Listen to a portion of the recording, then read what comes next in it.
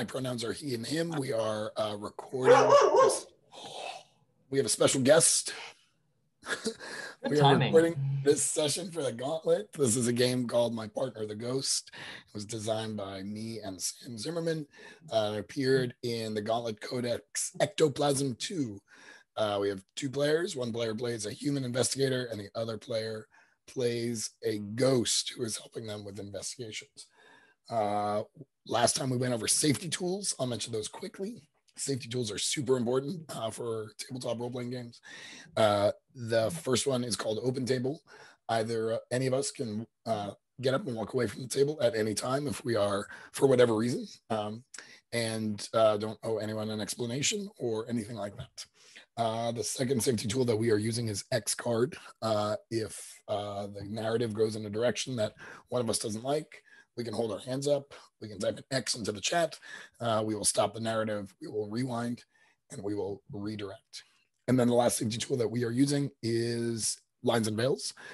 We've got a series of topics in our character keeper. We've marked off which ones are lines and which ones are veils. David and Chase, do you have any questions about any of those safety tools? Nope. All good? All right. I'm going to ask the players to introduce themselves and their characters. And why don't we do the ghost first, Chase, if that is okay with you? Yes. So I am Chase. Any pronouns? I play Evelyn Romero, the ghost of the game. Due to clerical error, I get another chance to continue on with my own goals. Nice. And what were you in life? Did you write any of that? I was a kind of just like a wealthy daughter. All right. Socialite. Yes, the socialite, the one who goes to the parties and meets the other young socialites and dresses up all the time and the gossips. Our game takes place in New Orleans in the 1930s-ish, right? So do we have a sense of how long Evelyn has been dead? Oh my God.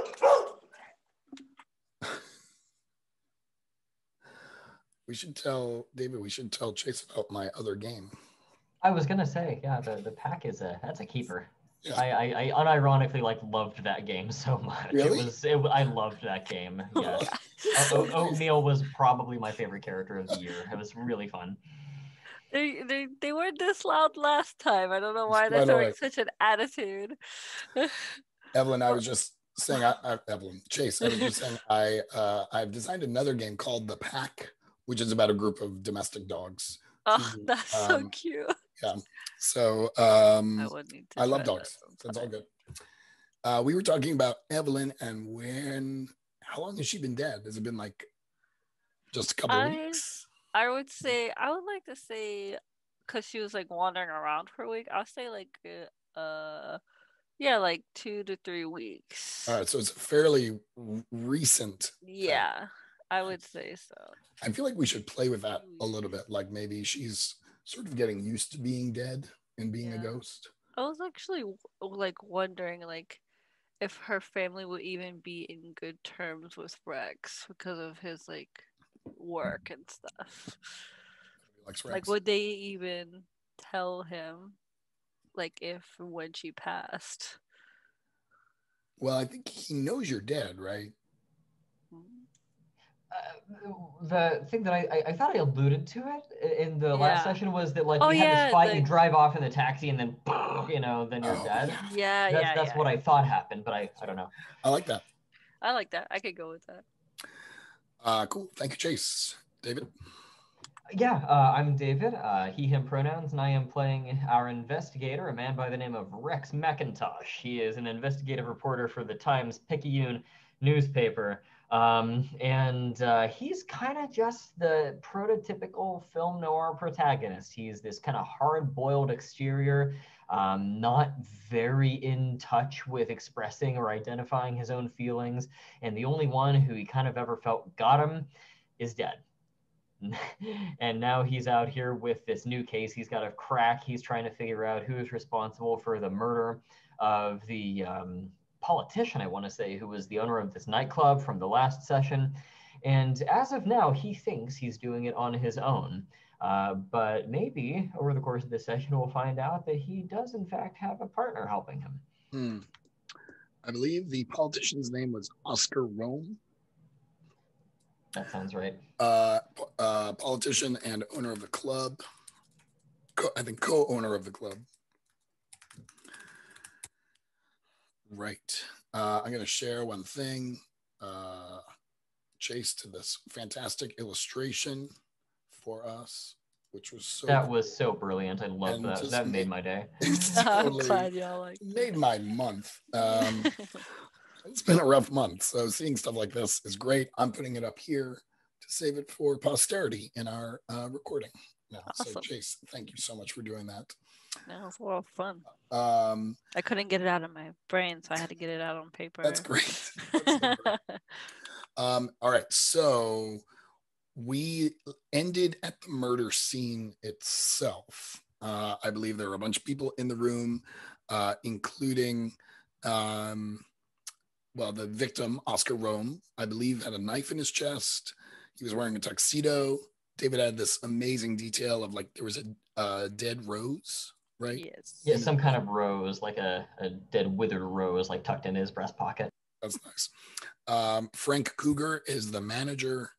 There was a bouncer and a cook and a server in there as well. Yep, and Natalie found the body. And Natalie Brown. And the way this game works is you come up with some questions that you want to try and answer, and then we kind of play the game by trying to answer one of those questions. You all came up with 4 questions. Why is the cook here? What's the cook doing here? Why are there papers everywhere? There were papers strewn about the office. Why is the safe empty? And why was there a dead rose in his breast pocket? So, do you want to pick one of those leads to pursue, or should we maybe play out the scene a little bit more? What do you feel like doing? I'm okay with either. Kind of whatever you're comfortable with. Dan and Chase is what I'm thinking. Well, I think going into one of the questions will kind of be the same as getting into the scene. Sure. I already have a whole lot of questions that I want to pursue, so I'll pick something and roll with it. Yeah, which questions are you looking at? I mean, I can think about so many different things here. I want to know, with these papers strewn everywhere, are they strewn everywhere because the person was looking for something? Is the safe empty because something was taken from it? Were the papers in the safe originally? What's on the papers? Regarding the rose, I want to know, is there something special about this rose? Does it only grow in one specific garden and that's a lead I can follow? Is there only one specific florist who sells these kinds of roses and I can go question him? I got 20 million leads that I can kind of roll with that I'm happy with. So whatever sounds good to you guys. So let's do this. Let's kind of put a little time pressure on us. Maybe you hear someone in the next room pick up the phone. I think they have phones, and calling police, right? Calling the police. So Rex, once the police show up, it's unlikely they're going to let you do very much here on the scene. I'm going to say Frank Cougar, the manager, picks up the phone and dials the police, which somehow he happens to know the number, and sort of starts to tell them what's going on. I think as that's happening, Evelyn, you see that dead bartender ghost who we called Billy Blue. He floats past the office, or moves past the office, and heads out into a back alley. And I will leave it there. Maybe I'll start with you, Evelyn. What do you do? I think because she's a socialite. I think the only thing that she would like, she's never seen a dead body before, only heard of them.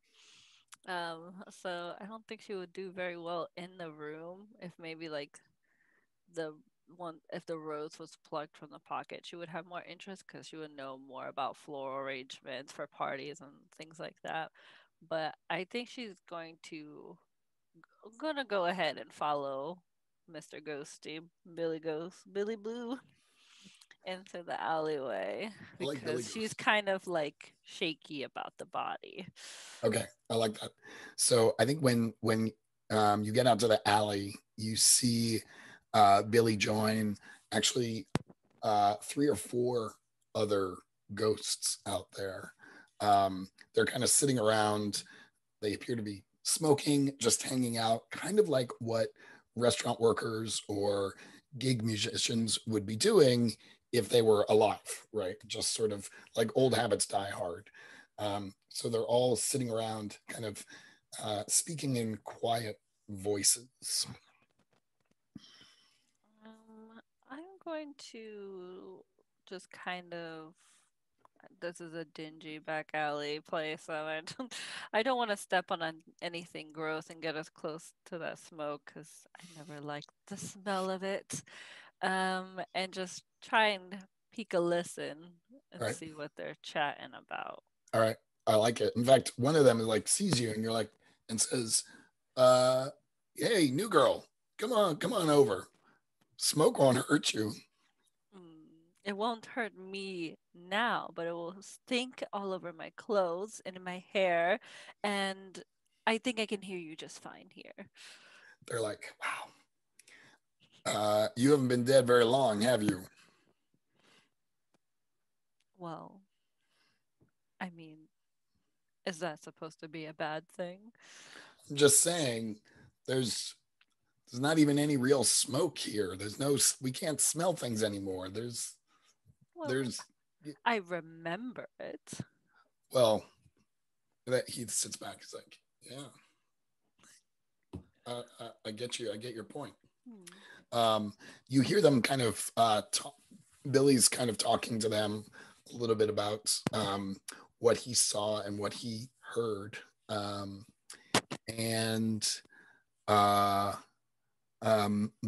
it's not anything that sort of makes any sense to you. I think you would need to act alone to ask some questions if you want to get some more information out of him. Okay. Now is it deck?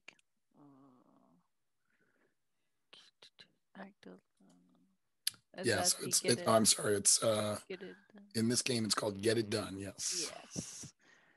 So roll. Are we using a specific site, or can I roll dice? If you want to just roll dice, that's totally fine. Okay, let me grab my dice cup that I have. It's 2d6s, right? Yes. So and I have a -1. Well, do we have any stress at the moment? Oh, no. Okay, I just thought because of our track, but that's only if we do stuff together, right? Exactly right. Yeah. Okay, yeah. So you're rolling flat. Okay. 2d6s. Ooh, I got 6. Ooh. I take stress. Interesting. 1 stress. Yeah. So I'm trying to listen, but I'm just so preoccupied with the dinginess of this alleyway, like the kind of like sloppy casual that they're sitting crouched on like crates and smoking. And this is almost as bad as the dead body. And I'm just getting the heebie-jeebies from it. And I just like, I don't know if I actually want to be out here. That's great. I'm going to mark the stress for you. And I'm going to say you also, you caught just enough of their conversation to know that there was definitely something, whatever else was going on in the room, it was definitely the stuff in the safe. And it wasn't even the money. in the safe, that there was something else going on in the safe that these folks were after. But because you were too overwhelmed, you couldn't stick around. I'm wondering if you can find a way to communicate with Rex to get him to investigate the safe. I'll have to brave the room. It's either the dead body or the smokers. The mean, audacity of it all. I was just throwing out an idea. If there's something else you want to do. Let's see. I can transmit feelings. Okay. I think she would, like, as soon as she hears enough, just the tip of what she needs to hear, she's going to kind of like go back in and see how Rex is investigating the room. Okay. Yeah, let's come to Rex. And just as a reminder, there's a move called Focus on Attuning. And this lets you mark a stress to gain access to any other attunement level. So something that if you do sort of need at a push, you want to be able to communicate with him. That's always open to you. But Rex, let me ask you, of course, you don't know anything that just happened there. What are you doing in this room? On my end, I've got like a cigarette lit, and I'm kind of perusing, looking over this dead body slumped back in the chair, and the rose on the desk, and the papers everywhere.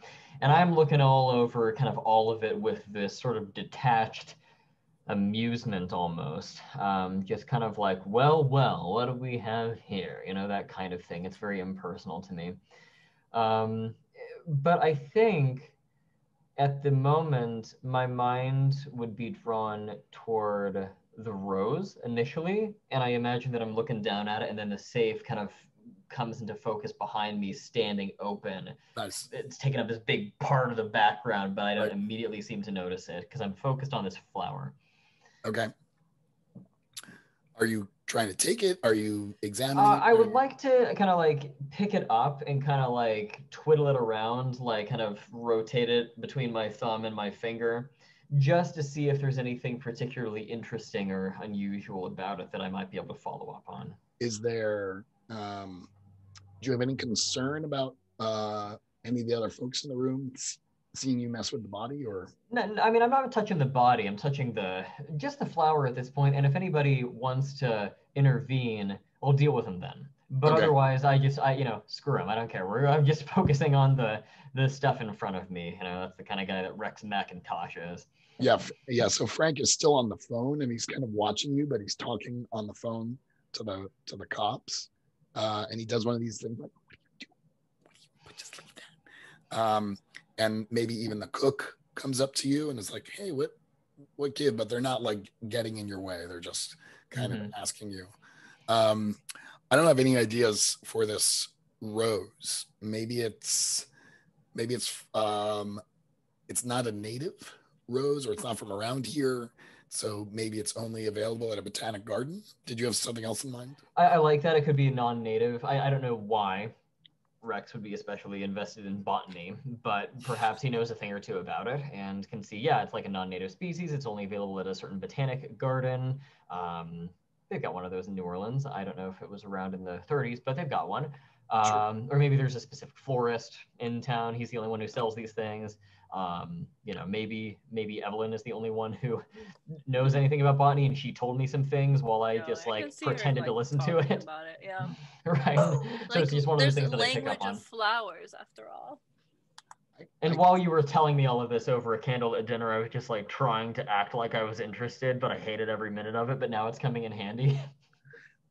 Maybe you ended up being more interested in the florist that Evelyn mentioned, because you're kind of interested in people and their stories. She told you an interesting story about the florist, or in passing told you about the florist. So you remember, someone who can help you identify this rose, but you don't know anything about the rose itself. Does that sound right? Sure. I think that makes sense. I'd have to follow up by kind of doing some sort of discussion or interview with someone else. Right. All are you doing any other kind of investigation? Are you? I suppose I can take a look at the papers that are strewn about, and maybe we can, if we want to, decide if there is any kind of theme that unites them, or anything that could be missing, like a certain type of paper that's gone.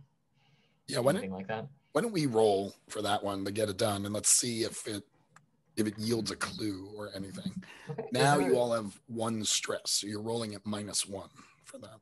Got it. So we share a stress. Yes. Got it. Is there a dice roller that you would like me to use? You know what? I will find one. I like using. Otherwise, I'm always fine with just the good old-fashioned roll 2d6 Google. But if there's anything like that you'd like me to use. You want to use John's dice? That'd be rollers? awesome. Yeah, I love that one. Let me pull one up.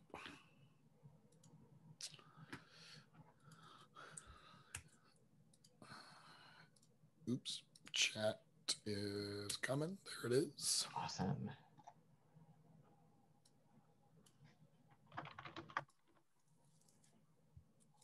Okay, so I'm just going to do 2d6 -1, I think. That's right. Yep. Okay, let's give this a go. 9 - 1 is 8. Nice. So,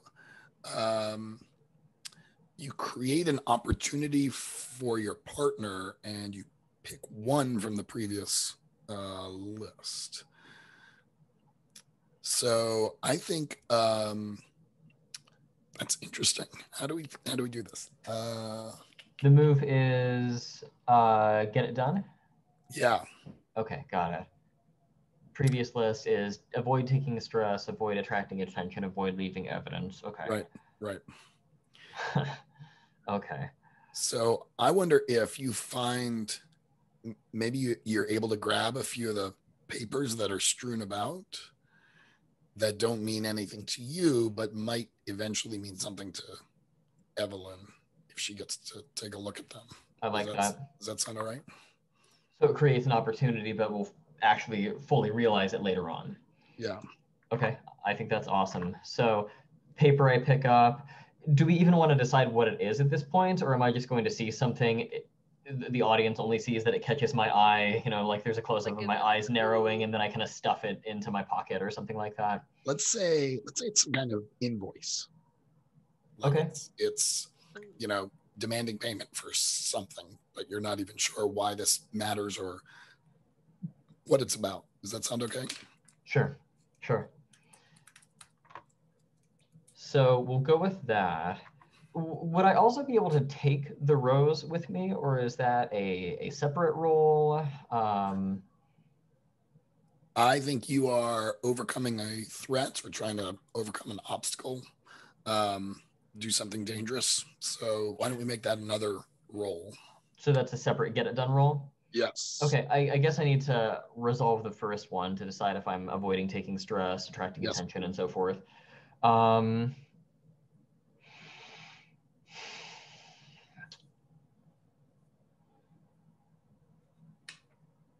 I would like to do it.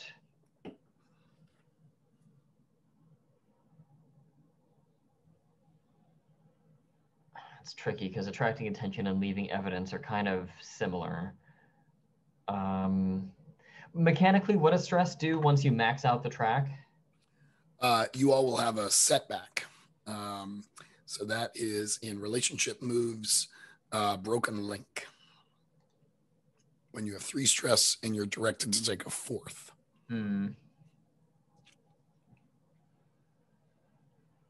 Okay, got it. I will, just in the interest of getting the ball rolling, I will just say that I'm going to avoid taking stress, and I'm just going to brazenly pocket this stuff in front of everybody.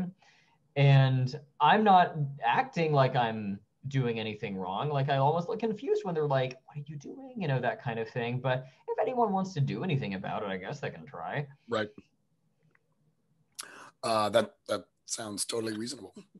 And now do you want to try and roll for snagging the rose as well? Or are we just assuming that you're taking that as well and you're being brazen about it? I'm fine with just taking it as long as I have people knowing that I'm just kind of like looking at stuff and taking it with me. Okay. Um, but yeah, I think that works for me. Um, let's try and do a like an Oh, attunement. can I? Well, Okay, go actually, ahead. can I ask a question here? I'm looking at my rough and tumble thing that I have as being part of an investigator, and it says if I use methods outside the law, I can roll a. Oh, well, this is not a with attunement move. Right. Never mind. Okay, sorry. Yep. Yes. We should also remember you can always use these histories to bump up a roll. You can use that twice each session. So, for example, Chase, on your previous roll, if you had mentioned a history, marked a history, you could have bumped that 6 up to a 7 and 9. Though sixes are fun too. So, I was wondering if maybe you are leaving because maybe you hear the police arriving. Well, I guess Rex, let me ask you: do you wait around for the police, or do you wait? No, I think that You're I out. get a couple of clues and take off. Yeah, and yeah, we'll go with that. Um, I'm wondering if maybe Evelyn is at the door. Evelyn, what sort of emotions do you convey to Rex at this point? I think the biggest thing would be anxious, just like oh, I hear the sirens now, and I don't know exactly what he's done. I just seen him like kind of hover over the body that I could barely look at.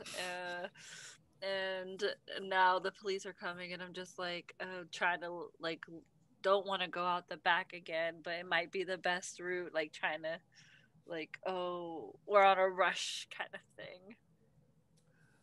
Rex, when you feel this anxiety welling up inside of you, this may be a little surprising because you've seen dead bodies, you've dealt with police before. What do you make of that? I think I would get the distinct sense that I'll take it in a really paranoid direction and think that if the anxiety is directing me not to go out the front where the police might be, I might get the distinct sense that maybe the police had something to do with this. Oh, interesting. And so I would take it in like a paranoid conspiracy theory almost kind of direction. And so I would probably slink out the back into the alleyway. Um, the ghosts are still there. Evelyn, are you following Rex out the back? Yes, I strangely feel safer with him, regardless if it's the dingy back alleyway. We can go past the smoking ghost. I'm probably going to minimize my figure more behind him than trying to interact with them Okay. because the sirens down there, I don't know how interested they are going to be about going back in to see what the police are going to do because who knows how much fun stuff has happened in here to shaking things up recently. So I'm just going to do my best to just minimize my presence and be sneaky Evelyn. I wonder if the ghosts kind of call after you, not in a creepy way, but more like, hey, you're a ghost now. We're the only ones you can really hang out with. So if you ever need anything or need help learning the ropes being a ghost, just let us know. We're not bad. There's that kind of tone. Does that make sense? I would like look over my shoulder, look him up and down, and be like, "I'll keep it pinned in my address book," So, and then keep following I love how Rex. she brings the sensibilities of the material world with her into the afterlife. Like, we may be ghosts, but I still have standards. There So, is a standard. I can't lose my self-respect. um, Rex, what about recent events reminded you of Evelyn? What sort of what maybe memories were evoked for you or feelings were evoked for you? It's got to be the rose thing. I think that looking at the rose, I have this memory of Evelyn telling me all about flowers and roses and other things that I can't afford, and I'm sitting there trying not to make it clear that I'm completely disinterested in it, but I like her, so I'm trying to just stay with the conversation. And then upon seeing this rose, it's like, oh my gosh, she's talked to me about this thing before. And so that's maybe the memory that comes back is the time that Evelyn made some mention of what kind of rose this is, or where I could find a florist who sells it or knows something about I it. love that. That's so nice. And Evelyn, how are you feeling about Rex at the moment? Do you feel like you guys didn't end on the best terms, or you all didn't end on the best terms? So I'm wondering if you have like any feelings about sort of where things are at, especially now that he's looking at this rose. I feel like I had like a kind of connection between the rose and like the rose black. What were we saying? Like, is it a Kind of black shriveled. rose? Yeah. Just like withered and dead. Like a kind of like a red rose that's gone black, or maybe a painted red rose that's black now. I would say that she's like more thinking about that one dinner conversation where it's just like talking about the symbolism of like it could be like death or rebirth and how things are always black and white and stuff like that, and like kind of equating it to their relationship. Nice. She's just like remembering like things are when they're high, when they're low. Like we can't just paint it over and start again. That stuff travels with us, and now she's following in his shadows in a way. Right. Not to read too much into things or anything. Right, of course. Yeah. So there's a move called focus on attuning, and this is where you kind of are focusing on the connection between the two of you. So this lets you roll the dice and potentially increase the attunement level between you two. So you can roll with a +1 if you're both focused on it. So, which it seems like you might be even without really realizing it. So I've done this a couple different ways in the past. One of you can do the roll, or one of you, or each of you can roll a d6, and then we can add those two together. I think that's really adorable. I'll roll a d6. So we're each rolling a d6 and adding 1? And then adding 1 to the total, yeah. Alrighty. I'm trying to create a new die. Roll 1. 5 on my end. I got a 4. 4. So 10 total? 10, yeah. Oh, look at this. So your attunement level goes up. I will let one of you check that off. And the attunement section. So we're at 3. I mean, at the third row, but like we're at 0 now. Right? At 0, right? At row 3. Row 3 on the spreadsheet. Hang on, I want to make a note here. Something to talk to Sam about.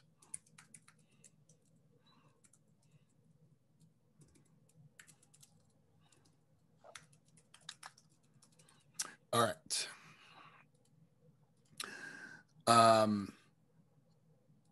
Rex, what do you do now? What question are you trying to answer of all the questions? I can kind of take it one of two directions. I want to know where the rose can be located, whether it's at a florist shop or whether it's at a garden. Depending on the answer to that, that might change what I do. If it's too late at night to do either of those things, then I will follow up on the invoice that I've got. I'll take that back to my place, spread it out on the table, examine it, and see if there's something that I can follow up on there. That's great. My assumption with the rose is that you could take it to Evelyn's florist friend and have them identify it for you. And maybe by now it's like 5 o'clock in the morning, so the florist is kind of rolling into work and getting things set up. Can we have a situation where like I'm Can we have a situation where I'm like under the street light with my hat down over my head, smoking a cigarette, waiting outside the florist shop Right. with this rose that I'm kind of like dancing between my fingers as the Yep. person walks up? That's beautiful. Okay, we'll do that. What is the name of this florist? The florist's name. Maybe Amelie. That's good. That's the florist themselves. Is Yes. Amelie. Okay, perfect. She also has a mean baking hands. You know, she can bake pies. And I think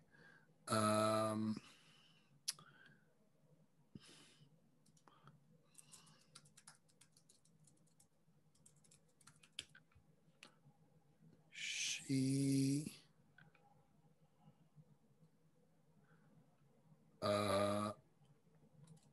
maybe the store is named the Crescent City Florist. Crescent City Flowers. Flowers and plants. There we go. Yeah, so Amelie, I think, kind of saunters up. She's carrying something plant related. She sees you, Rex, under the streetlight. She's a little suspicious, and she starts kind of fumbling with her keys. Evelyn, are you hanging out nearby? I think, as a ghost, am I able to go through like doors and stuff, or do I have to wait for them naturally? I say sure. You tell me. Do you think ghosts? I think with the memory of like opening the door, I just pretend to open the door and I can go into the shop as if it was open. And I want to see if I can find if she actually has in stock that rose. Okay. So you're gonna start looking for the rose. Yeah, while Rex is waiting for her to get in. Let's pause on that for a sec and let's maybe do the interaction between Amelie and Rex. I think that as she's fumbling with the keys, I'll just kind of nod to her and say, "You've got a customer," and I kind of hold the rose out to her and kind of offer it to her to get a closer look at it. She's like, "We're not open yet. Come back at 9 o'clock." Let me put it to you this way. What I've got here is worth more than any of the flowers in your shop. So between the two of us, I think you ought to be interested in talking to me. Say, you ever seen one of these before? And I'll kind of hold it up to her. I'm sure she has, but I'm sure I have not. I imagine it's just some made-up nonsense rose, like it's the Bolivian wild rose or something exotic and noir like that, kind of like a Maltese falcon, you know? Yeah. What did you just say? Because that was great. Like the Bolivian wild rose. I don't know if roses even grow in Bolivia, but... I love it. The Bolivian wild rose. There's lots of different kinds of roses, it turns out. Yeah, but some of them aren't even named after where they're from either. There's something called the Gertrude Jekyll, which is, I think, what I'm going to use, if that is okay with you. Mm-hmm.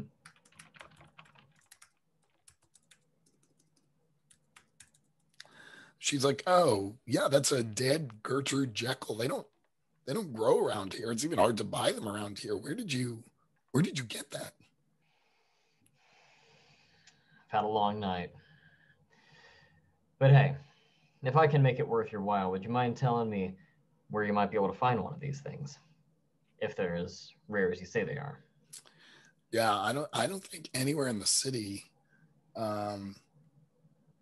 there was a wholesale garden store that I think got a shipment of those maybe, I don't know, a week, 10 days ago.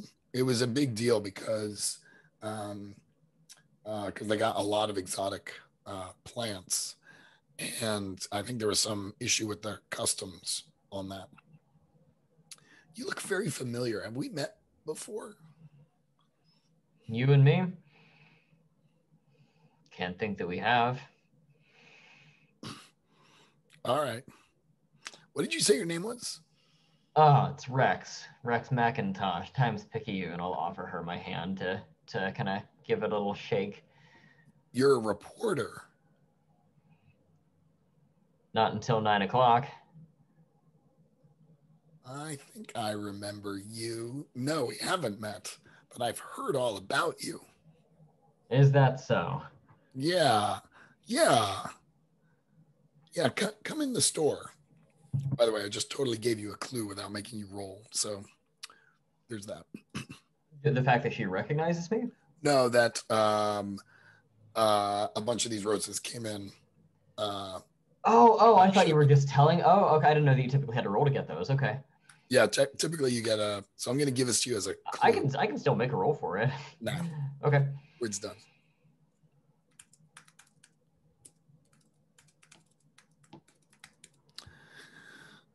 Are you going to go in the store? Yeah, sure. Mm-hmm.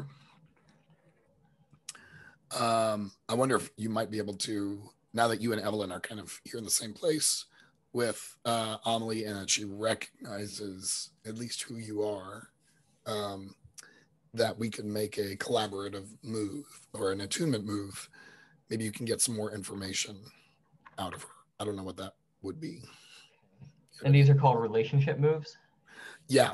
So there's focus on attuning, broken link, and a reestablished link. No, I'm sorry. Forgive me. These are at the basic moves at the top, the moves with attunement. Okay. So this is sort of a check it out move where you're doing some research, interviewing someone. It's really to kind of help further the investigation. So would me physically searching the the store for like seeing if she's like hiding some more of these flowers or anything like that while he's talking to her, would that be like counting it out as like that? Yeah. Doing the 2 minute check it out. Yeah. And I'm wondering if Rex, maybe you're trying to get some details as to what this garden center is about or why these roses are. Yeah. Like what's special about these things that only one place is even able to get them? Should we embroil Amelie in this thing, or is she an innocent bystander here? How do we feel about that? I'm okay with embroiling her. I think that it's good to up the drama and get as many involved parties as possible. Doesn't mean she is it doesn't mean she knows she's involved. No. Right. But maybe she's like has some sort of deal with this supplier. Okay. Actually, I wanted to ask you a meta question as well. We can play this two ways. We can do this where it's kind of one mystery per session. So we're on our second of 4 sessions. We can complete this mystery, the murder of Oscar Rome, in this session. So we would sort of fast forward a couple things and try and get you a bunch of clues. We could, or we can kind of maybe do 2 murders. So complete this in the next session and then start another murder in the next session and then finish that up in our last one. Or we can make this last all the way, all 3 sessions. Do you have a preference? I'd like this to be at least a couple of 2 shots instead of 3 1-shots, if that makes sense. So it's just perfect. Yep. It's so hard to like cram like a wholly good like a satisfying story arc into just one session that's 3 hours long. Yeah, I don't know, Chase. What do you think? I like the half and like 2 sessions, 2 stories. Love it. Yeah, so we can end today on a cliffhanger and then resolve that at the next session and also use that to kind of tee up another murder. Okay. So maybe we can make them tie together in some way. Okay, now I'm all excited. So why don't we do this roll? This is the check it out roll. And again, you can kind of each roll a die. So you're sort of rolling together, you're adding your attunement score, What's that? +0? which is +0, right? At least not a -1. Yes. You can always mark a history if you need to bump it up. And I rolled a 1. hang on, I'm trying to remember. So are we each rolling 1 here, you said? Each rolling 1 die. Yep. Okay, and a +0, so gotta be a 6. Oh, there it is. There you go. So that's a 7, right? Mm-hmm. So you can take the 7, or you can mark, one of you can mark a history to bump it up. And this is for check it out? Yes. So basically your result now is you'll get a clue, but you have to pick one from the manifestation list, which means, you're paying a slight price for this. Let me see. I mean, we're in a flower shop and we both have a history where flowers is part of the relationship. I think this would be a good time to do a history thing, maybe. Oh, nice. Yeah, I think so too.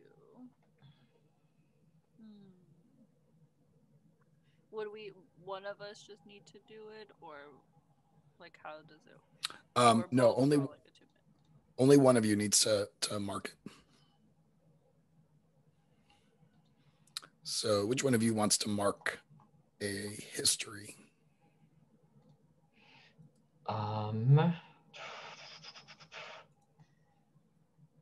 I could see this being a good place for me to mark a history. The last one where it's talking about caving and showing your softer side. Okay. I could see a scenario in which let's say that maybe it was originally going to be a proposal. That's what the fight was about. Was I was proposing with this pawn shop ring that you recognized. And so I tried to make this a very romantic kind of gesture at the very beginning, where I'm this very stilted guy who doesn't really know how to be in any way romantic. I'm kind of tough and don't really touch that squishy stuff with a 10-foot pole. But I can imagine a situation where I, spy, maybe some flowers or whatever. And it reminds me of a time when I show up to your place kind of the night that you die and the night we have this big fight. And I've got this giant bouquet of flowers that is way totally contrasts how I normally appear. And it's really stilted and I feel really awkward holding them. But the intention is there and it seems kind of nice, even though I look weird with my beat up trench coat and these nice flowers. That's kind of the picture that I'm bringing to mind here with the history. Kind of a puppy holding something cute, or there's Everyone sees the puppy in Rex. A little bit, yeah. I love that. So now you can mark that. Okay. Check mark next to, yep, there you go. And now we go from a 7 to 9 to a 10 plus. So you'll get a clue and you can now bump up your attunement level. So now that means, perfect. Yep. You are now at telepathic manifestation, which means the ghost can send images or visions to the investigator. I think this is Evelyn. Maybe you have seen something to implicate Amelie to a certain extent, and you transmit those images to Rex. What were you gonna say? Oh, I was thinking that too. I was thinking maybe when I've made it to her office at this point. Nice. When he finally gets in, and I find spread out on her desk maybe hasty kind of contract with this wholesale person. What is it, garden center? And that they're offering to maybe buy her store or something along those lines that will pay her out. Yeah, if I like she agrees, then maybe this garden center needs her store for something. I love that. Go ahead. I'm also reminded of the fact that I think this politician, wasn't he involved in imports to begin with? Because there was this whole smuggling thing we were concerned about, and how interesting that the rose is a rare Bolivian thing that you would have to import anyway. Right. Like, there's no way that's not tied together in some way. Yeah, and I think the images that I'm sending is like an image of this document, a signature, money sign, and like more of the that rose, the unpainted version of it. Okay, so Amelie, is the contract with the garden center, or is maybe the contract with the dead politician? Ooh. What do you think? What would be more? I would say if the politician was working in imports and that's what the garden center does, could be an in between the two. All right. Like his signature may also be on that document, kind of thing.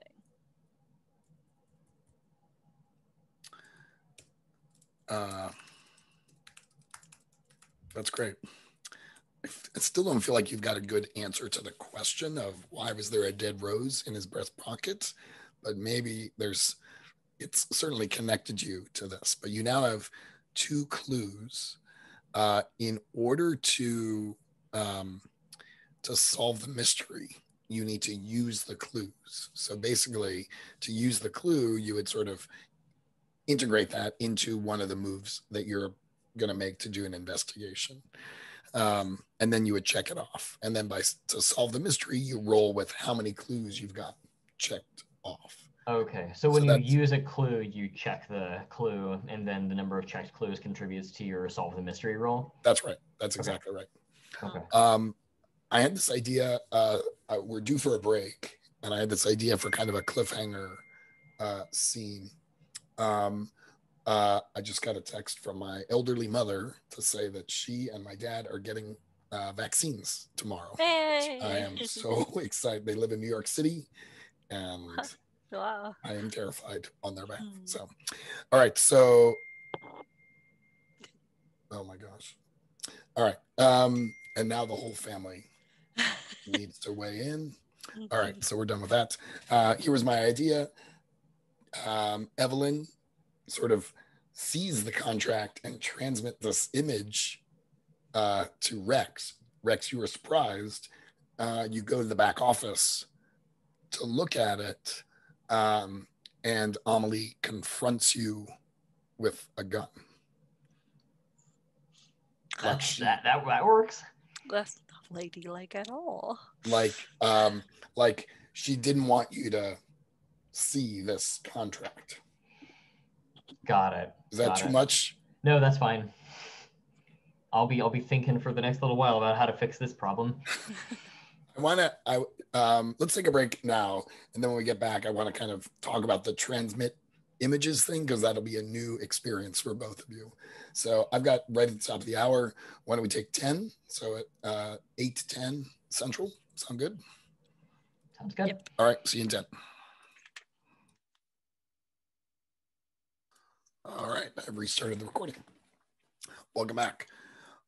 So I think we decided that Evelyn caught a glimpse of this contract with Oscar Rome's name on it, as well as Amelie's name on it, and became startled. What does it look like or feel like when you kind of transmit an image to Rex? I think it's like almost like it's like a watercolor kind of haze, like nice. artistic kind of watercolor kind of haze, because that's like the kind of society that she's in, and this is like the nitty gritty murder thing is the opposite. So I think she would cling on to like that part of her life when she transmits images that she sees. She tries to like paint it in a picture that is worth 1,000 words. I love that. Rex, you're getting an image for the first time. What does this feel like to you? I'm gonna say that it feels at first like deja vu, kind of like I've been here before. This is very familiar, but there's something different about it. This isn't just classic deja vu. I've been there, ironically, before, Right. but this is quite different. So it's curious to me, and I think that I'm starting to kind of line it up with this is a lot of Evelyn on my mind in the last few hours. How do you make your way back to the office? Like it feels like or the intent here is she's transmitting this image because she sees something that maybe is important and maybe she thinks you should see. Mm-hmm. Um, what I'll what I'll do, and I don't know, maybe me being flirtatious with another woman would make Evelyn angry. I don't know, but what I'll do is I'll say, you know, as long as we're talking flowers and you got a little bit of time before you open up, I've got a pretty good bottle of rye in my pocket here. If you would like to go to your back office and maybe I can help open things up a little bit. We'll talk a little bit, huh? And then I just start walking. Okay. She hangs back, kind of waiting to see what you're about to do. I go to the back office and I open up the door and kind of start scanning around and I say to her, well, you're going to leave me all alone? And I just go in unless she She's interrupts like, me. wait, you can't go back there. I didn't say I wanted any morning drink. She, you hear her as you are in the office. You hear her rummaging around, and you are looking at the contract. It just occurred to me that I was offering her whiskey at like 5:30 in the morning. It's not a compelling cover at all. It's 10 p.m. somewhere, right? So is the contract just kind of like out on a table front and center? Is it like some kind of tucked behind some things, but I zero in on it? Or how much effort is she making to hide this thing? Evelyn, you found it. Where did you find it? I would say it was probably in a folder, and the folder like slid off other papers, and it slid out just enough for me to understand that it's like a contract of some sort and something important related to Oscar Rome, since it has his signature on there. So it's just kind of like a folder and it slid out just enough where you can read a good portion of it. Okay.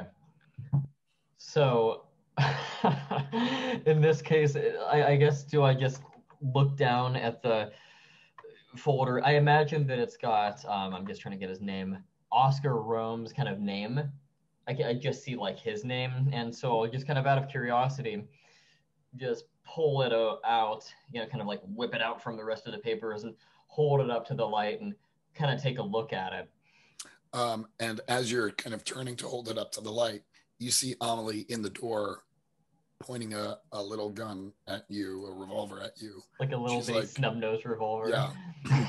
And she's like, I told you not to go snooping around back here. Put that down and walk away, and we can pretend this never happened. Oscar Rome, huh? I say. And then I hold up the rose that Oscar Rome had on his body.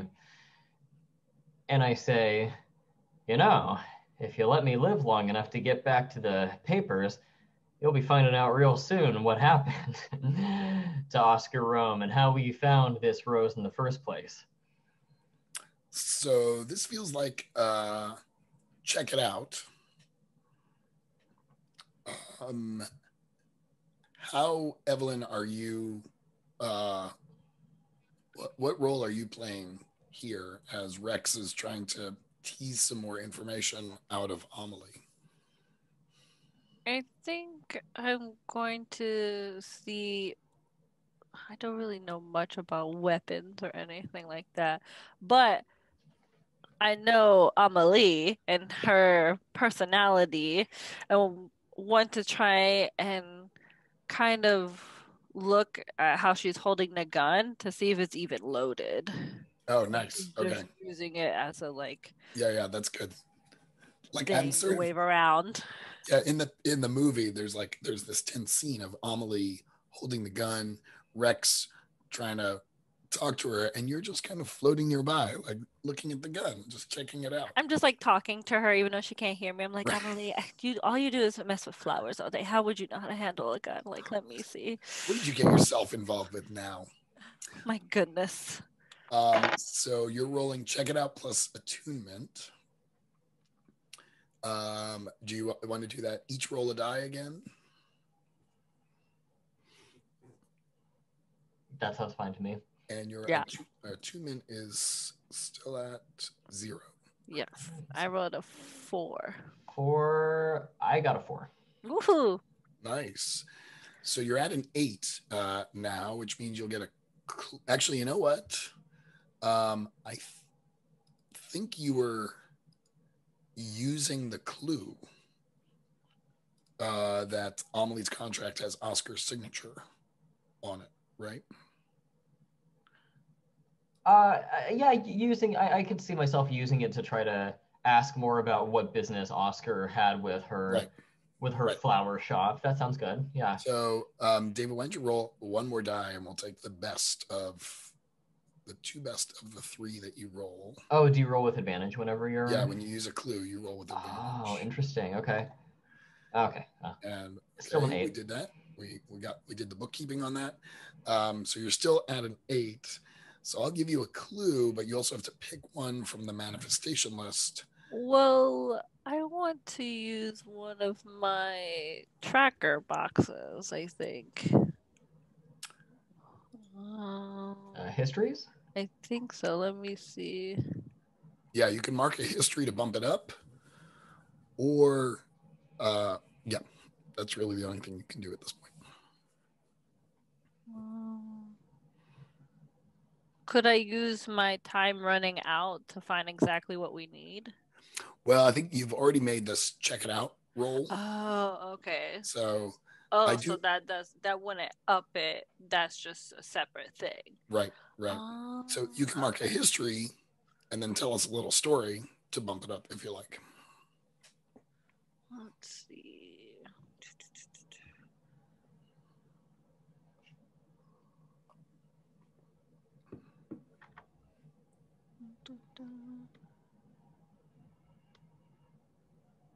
Oh, this is hard. I would say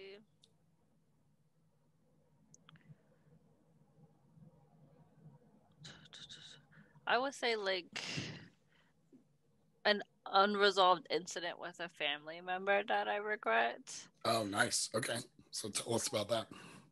So I would say Evelyn, like during one, like Amelie was probably at this like get together or whatever, and that her mom maybe wanted her to have more friends her like stature and age, but Evelyn likes like the gritty kind of people who say what they mean, who are not like all superfluous, is that the word? And that ended up being like a huge argument of her yelling at her in the kitchen. A flower vase got like knocked over. Nice. Good. And there's That's like great. a cut hand and blood, and Evelyn just like turned and left, no questions asked, and never really got to apologize to her mother about it before she died. Oh, that's rough. That was a great story. Thank you. So now you can mark that history. We bump this 8 up to a 10, which means you all can increase attunement as well. So now you'll be rolling attunement with a 1. And let's see, what could the clue be?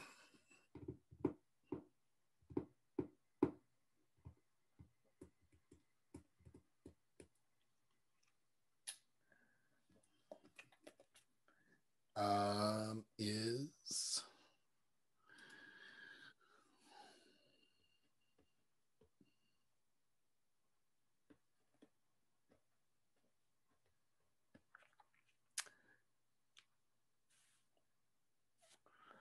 maybe Amelie was trying to take over the contract from this garden center place, and or she was offered this contract because Oscar wanted to get rid of the garden center for some reason. Yeah, maybe that's the clue. They're harder to control. Yeah, she says. Go ahead. No, go ahead. I was just clarifying what you were saying. Yeah, so I think the clue you get from Amelie is, I don't know anything about a murder. I just know that Oscar was trying to get out from the contract with the garden center, and he needed another place to have his exotic plants delivered or something like that.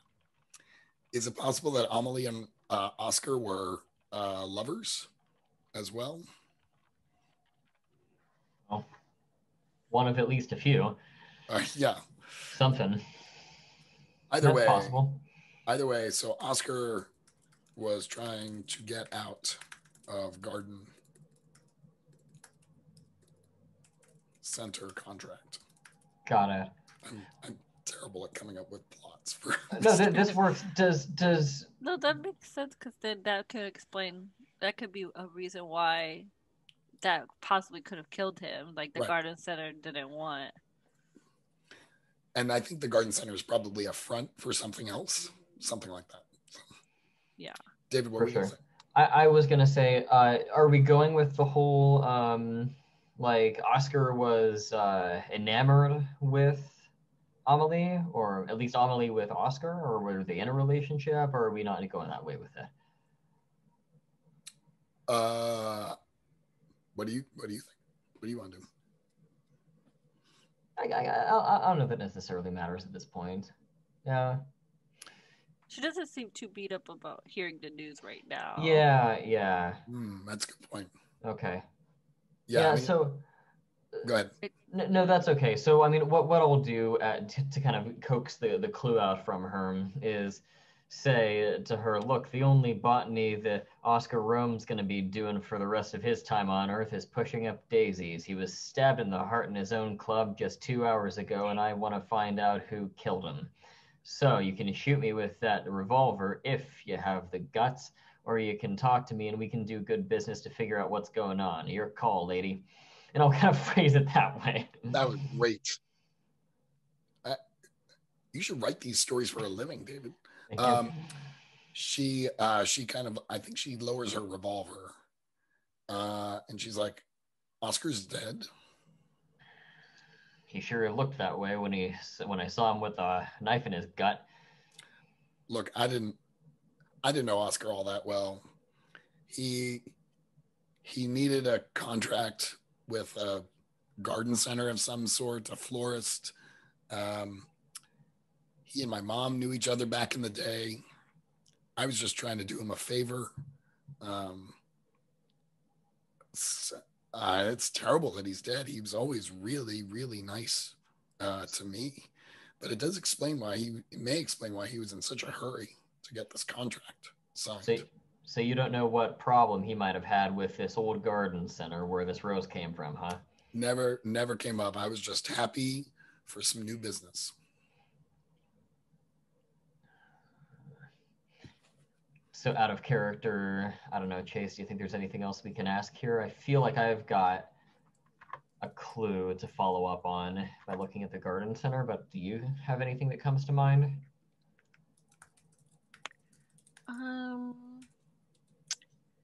Yes, I want to, because of what the ghost had said earlier, and now that I see and Rex kind of react to me sending these like images of the contract and actually going and looking at it, I'm gonna go back to remembering about the safe and about what the cook or what the bartender said about they were looking for something in the safe too. So I'm just gonna project like the image of the safe and how it was empty and just kind of like how it was empty and like the disarray of the room was.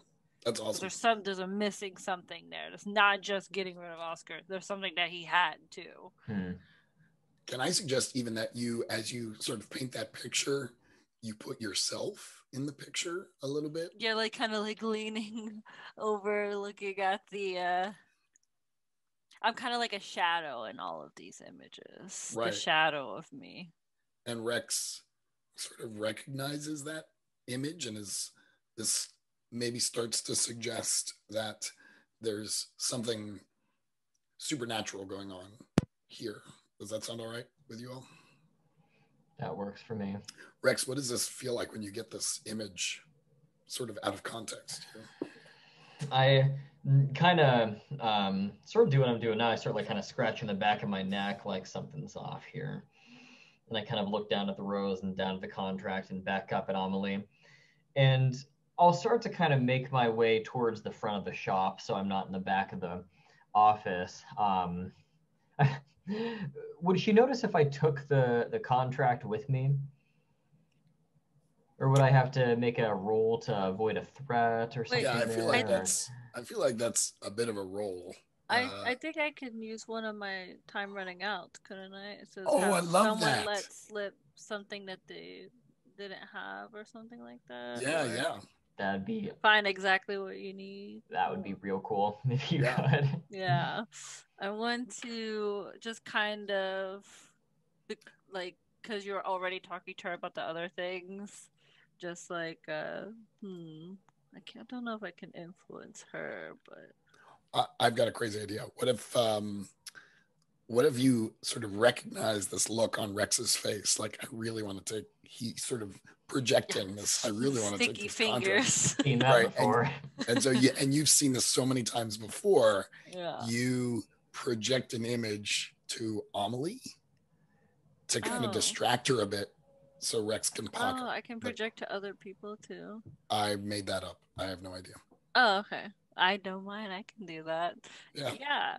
I want to excuse me. I want to project her store is still closed, and she hasn't started on her day. Right. Kind of like distract her, like with a to-do list. Oh, that's so good. Oh my gosh. I'll mark one of these bad boys. Yeah, wow. That's great. So as you're doing that, Rex, you notice Amelie's a little distracted. I'll smooth as butter, just kind of take the paper and, place it in my pocket and sort of casually head out the front of the door. Not leaving the place yet, but making my way that way. And I'll stop for a minute and over my shoulder, I'll kind of say, Amelie, you wouldn't happen to know if Oscar had any valuables, any hidden goods, any kind of item that he wouldn't want anyone else getting their fingers on? I think this is a role of some sort if you are asking her a question. Sure. She might have a clue, maybe. So would this just be check it out? Or would it be get it done? Yeah, check it out. So you two are kind of doing this together where Evelyn's distracting her a bit and you are asking her random questions. Leading her out of the office. Awesome. Okay, my die is... Didn't turn on the sprinklers yet. Didn't check got a 5. Do I roll 2? I did it. Anyway. There we go. I rolled a 1. So 6 plus 0. No, your attunement level is now at 1. Oh, is it? No, it isn't. No, not yet. Not yet. I thought we bumped it up 1. We did. It went from 0 to... So now I can do images. We've bumped it up twice this session. Yeah.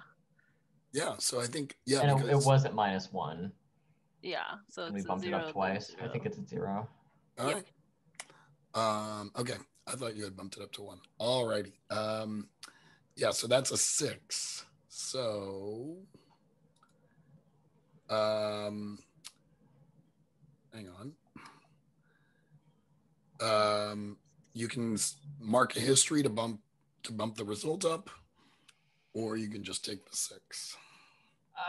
We can burn history twice per session. Is that how it works? That's right.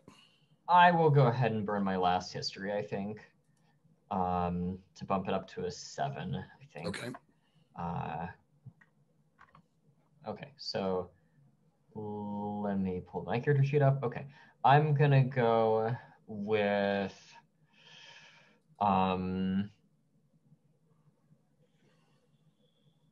okay, I know how I can tie this in. I'm gonna go with how I was an imperfect partner, personally or professionally. And what I'll do is I will remember the way that Evelyn got so upset at me about the road. I mean, actually, Evelyn, tell me if this sounds good because I don't want to force your character to do things. But I'm imagining us kind of having this fight about the ring at the conclusion of that date. And at one point, maybe, actually, no, this is how I was an imperfect partner. Evelyn doesn't have to do anything. I will just say that I took one of the flowers and I like crushed it in my hand. I was so angry. And there's this like slow motion dramatic thing of like the crumpled petals like falling out of my hand. And it's basically me being angry, crushing the flowers and kind of a symbolic show of how done I was with the relationship. Nice. And I'm going to tie that in, but we'll resolve this move first. All right.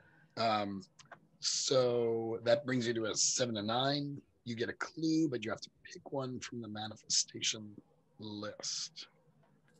So that's under telepathic manifestation. There's a list of about 7 things there. Which one of those do you pick? I'm just trying to see where is it under? I'm looking at the text document. So if you go back to the character keeper on the attunement, character keeper, okay, it's fine. On the attunement list, there's the manifestation style. Okay, got it. Yeah, sure. Chase, what do you think?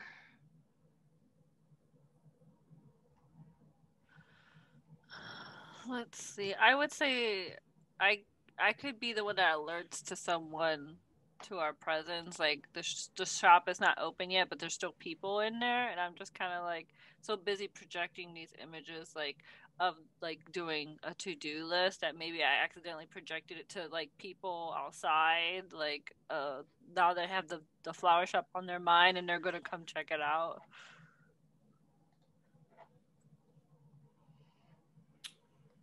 So like a bystander is aware that I'm in there. Yeah, like grilling this woman. I was going to suggest maybe one of Amelie's sole employee shows up, and she's like an old Creole lady, and she can see ghosts because that's something that she can do. Does that sound all right? That sounds great. Well, then I need to find a proper name. Give me just a second.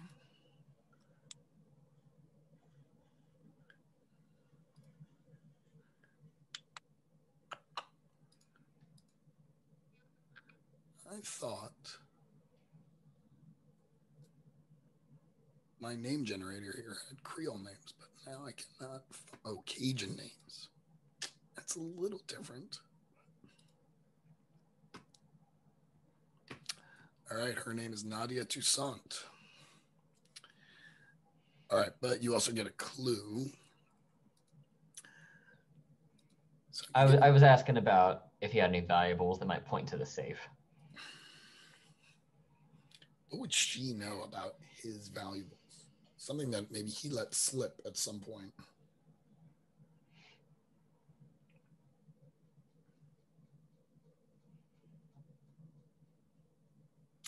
I wonder if there's something about the land around the port.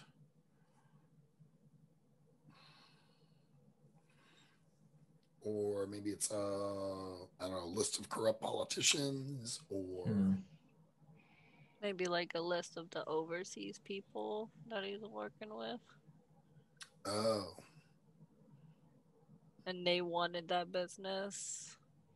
Like a bunch of maybe crime people, like mob people that are like smuggling things in, and he's got like names. Oh, yeah. prime clients. Yes. They're trying to undercut him. I'm just going to call it mob list. Ha! I don't know what it is, but I like where that's Mob going. list. He's some kind of middleman between the mob through this money laundering operation. He gets cold feet about something with the garden center. He needs to get a new contract or the mob is going to come get him. Oh, it's all coming together, friends. But Nadia Toussaint comes in, she's sort of doing her thing, like she's taking her coat off and putting her umbrella down. And she says, "Hi, Miss Amelie. I'm sorry I'm a little early today." And then she looks up and realizes there are other people there. And she says, "I didn't know you had visitors." And of course, there's only Rex there. So Amelie's like, "What do you mean, visitors?" Mr. McIntosh was just leaving. And Nadia says to Evelyn, "She can't see you?" I just give her a smile, like, if I'm a bright stone to you, then I guess only you can see me at this stage. Are you half dead? What is going on here? I mean, I understand that you're much older, but I wouldn't cut yourself any short than that. "Young lady, I'm very much alive. Rex, someone is talking to thin air next to you. Mm-hmm. What do you do?" I'm sort of edging closer to the door, and I say, kind of to Nadia, but really I'm looking at Amelie with this utter confusion. And I say, "Yeah, I was just making myself scarce." And I'll turn, and is there, what I'd like to do is ask Chase the question, what's Evelyn's favorite kind of flower?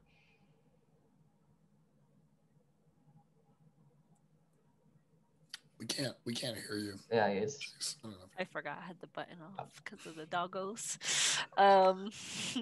I would say something along the lines of something that lasts in like a humid kind of place, so like a hydrangea plant. Nice. Okay. Maybe more of the blue variety. Yeah. Okay, so a blue hydrangea, I love. Okay, because now I have a one-liner about that. Okay, so what I'm gonna do is, as I'm edging out the door, I'm just going to pluck a single blue hydrangea from like an arrangement that's sort of on display, and I'll kind of flip a coin to Amelie. It's a much bigger denomination than those single hydrangeas worth, and I just kind of nod and say, for all the trouble. And I'll take out the front door. And what I'm going to do is I'm just going to kind of break the stem off the hydrangea and just tuck it into my coat, just because I've got a lot of Evelyn on my mind and it just seems right Yeah. to do. That's great. And it's the same kind of flower that I crumpled in the flashback too. Yeah, they have lots of petals too, so that's super dramatic. You're outside the store now. Evelyn, how do you react to Rex's gesture there?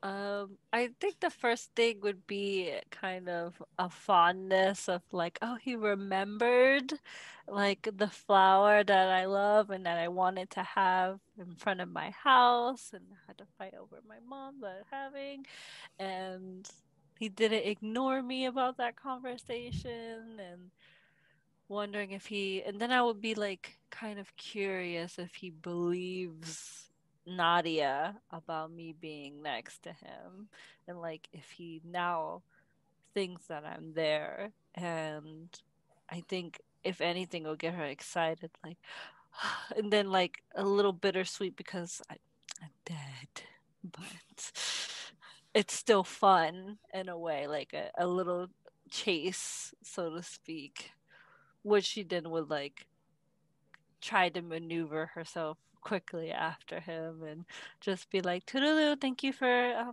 the lovely conversation," and roll my eyes at Nadia. Yeah, I feel like I love that. And I love the idea that Evelyn is excited that she can hang out with Rex, but not actually have to interact with him. Like, um, what could Nadia say to Rex? That's sort of mischievous and mysterious. You know, I feel like she sort of leaves him with a pearl of wisdom that is at once insightful, but also a little confusing because Rex has no idea what she's talking about.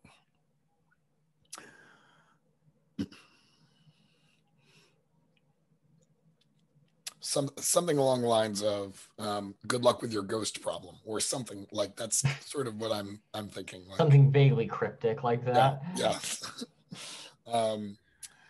I think it's a bit of advice. Like she's never going to be. Yep. The thing about hydrangeas is like misunderstandings and like forgiveness. Oh, nice. So Is that really what they symbolize? That's so interesting. yeah, it's like one side or the other, like a misunderstanding. Because a lot they were used often as like either like everything is going wrong, I'm breaking up with you, or I'm forgiving you for the things that you've done, kind of things. That could be very confusing, I would imagine, if you didn't know which was which. Yep. Misunderstandings. Where should we fast forward to? I think we've played out the florist thing that went out that went on far longer than I thought it would when I first suggested it. I loved it. Rex, are you going to head down to the garden center? You're going to go back to the club? Something else you want to check out? You've got a handful of questions here that you could use to drive you. Right, like the leads up here. Yeah. Okay. I'm kind of inclined to look into the garden center because my suspicion is that was really just kind of a front or a money laundering kind of thing. And maybe it was a situation where when Oscar Rome tried to wash his hands of the whole operation, they said, well, he knows too much. Right. And so it's now kind of like going into the wolf's den to get down to the question of who's really in charge of this operation at the gardening center of all places. Right. You know, I've been to a garden center, and I feel like that could be the headquarters of a big crime syndicate. All these mobsters down at Lowe's. Huge. I mean, who's going to investigate the garden center, really? Right. Do you go during the day? Do you wait till the evening? What are you doing? It's like early in the morning. You have not had any sleep. Yeah. And you need to check in with your editor. Okay, sure. I would say daytime, if it's just a routine kind of reconnaissance, get some questions, leave, follow up on other leads kind of thing. Nighttime, if it's more intended to be like a climactic conclusion kind of scene. Yeah, I feel like let's get you there. Let's get you poking around and maybe end on some kind of potentially violent cliffhanger. If there are mob people involved and they see you snooping around, there's either a chase or a fight of some sort. Does that sound okay? I feel like a good way to like tie in some of the questions together would be like the cook is also connected to the garden center and we recognize him there. Oh, I love that. That's a really good idea. And I love we that. can chase him down or try to interrogate him that way. Yeah. We need a couple more NPCs to play with. Someone needs to chase me with a giant pair of gardening shears. Or a rake. Yeah. A good shovel. Do you wanna do any scene with your editor at all? Break, or should we just go right to the garden center? Well, we could if it can lead to a clue. I think Okay. that it might be worth it. I like the pace we're keeping up here, and so if it can lead to a clue or kind of set things up later, then I'm okay with it. Otherwise, we can skip ahead. Um,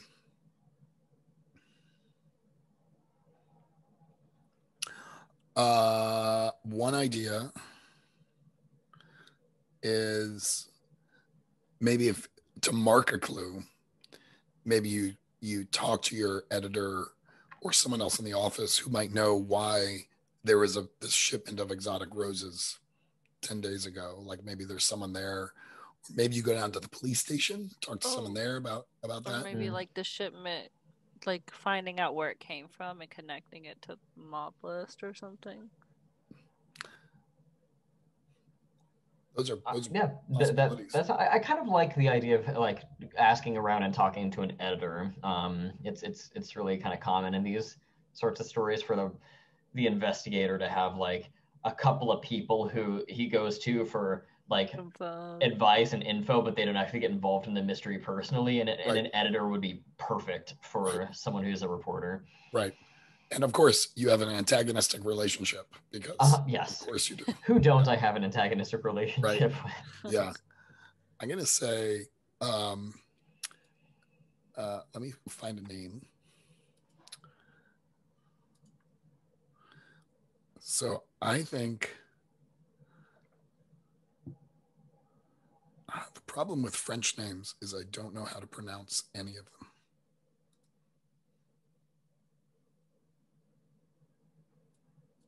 Oh, there we go. Marguerite Denis. So she's unique in that.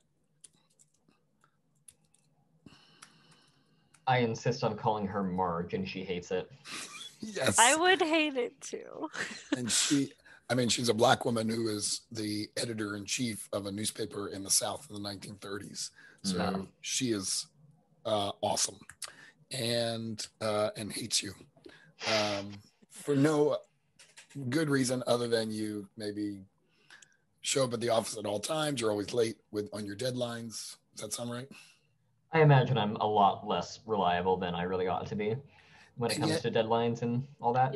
Like chasing. And yet you always turn in really good stuff. So she tolerates you. Right. Macintosh, where you been? Morning, Margie. I stumble in with like this giant hydrangea poking out of my coat, and it doesn't look right. Let me tell you, long night out, and I probably smell like cigarettes and alcohol, but not for the reason she thinks that I do. Right. Yeah. Hey, listen. We've got a murder on our hands, and I gotta get some follow-up questions, Marge. This is a big one. It's gonna blow the whole city open. I'm telling you, this is the case of the century right here. Macintosh, what am I going to do with you? She kind of walks up. She does that thing like maybe a mom would do to like straighten your tie a little bit, kind of tidy you up, kind of grabs the hydrangea.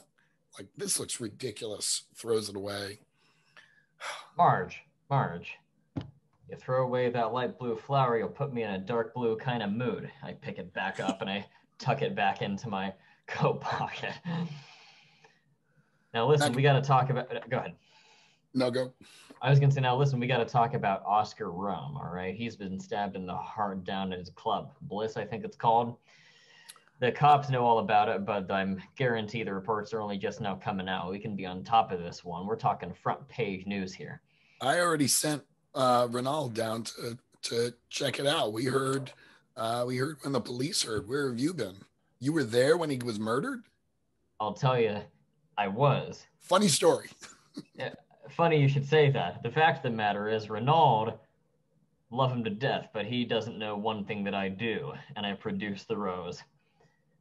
Now, this little item was on Mr. Rome's body when he, took a knife to the heart. Did you take evidence from the scene? Oh, is that what this is?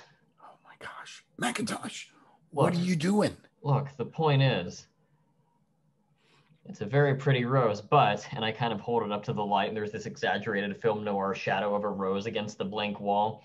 And I say, even a beautiful red rose casts a black shadow, Marge.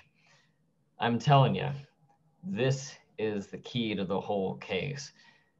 There's a garden center, I produce the letter, on the other side of town. And Mr. Rome was trying to wash his hands of the whole business because something's going on down there, and it's up to us to find out what it is. I just want to know from you and anybody else we've gotten this whole place, if Rome had any kind of possessions, any kind of valuables, any kind of, let me see, I guess I know about the mob list, any kind of connections that that he might otherwise want to keep hidden away in case he had to produce into the police or anything like that. I guess I'm talking about out of character about the mob list here. I just don't know how to express that's it. Fine. Yeah, it's so here's how the scene is playing out in my head. Actually, first let me ask Evelyn. You get to see Rex's work now. Yeah. What is your reaction? Are you irritated by the whole thing? Are you disgusted by it? Are you fascinated by it? Like, what is the feeling that you're projecting to Rex? I think at first Evelyn has always been frustrated with Rex and his work because that's like his first wife to her. And seeing him like this right now, she's kind of like, maybe it ain't all that bad. He's looking kind of sexy right now. The flower and the bags under his eyes. Yeah. I think Marguerite says something along the lines of, Macintosh, you're a mess. I don't know what you're talking about. You sound crazy. You sound crazy. And she kind of turns around, walks off, and she says, my name is Ms. Denis.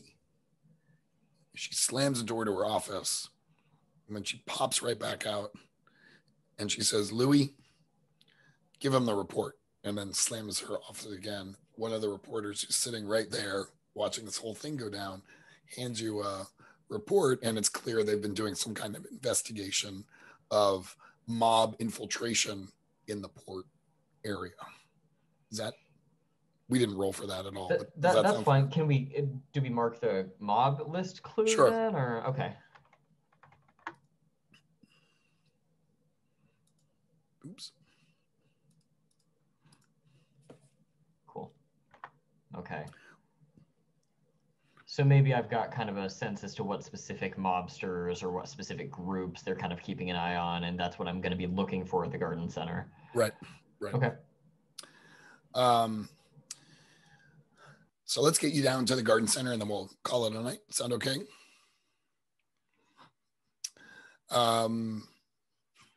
Did you say you want to go at night? Did you want to go during the day? What do you think? Daytime, if it's just kind of a snoop around, kind of do some recon, ask some questions, kind of detective work. If it's going to be like a big climactic thing that leads into wrapping the case up, then maybe nighttime would be more atmospheric and moody. Okay. So either way is fine with me, just depending on what people are anticipating about this scene. Yeah. What do you think, Chase? Daytime, nighttime? Do you care?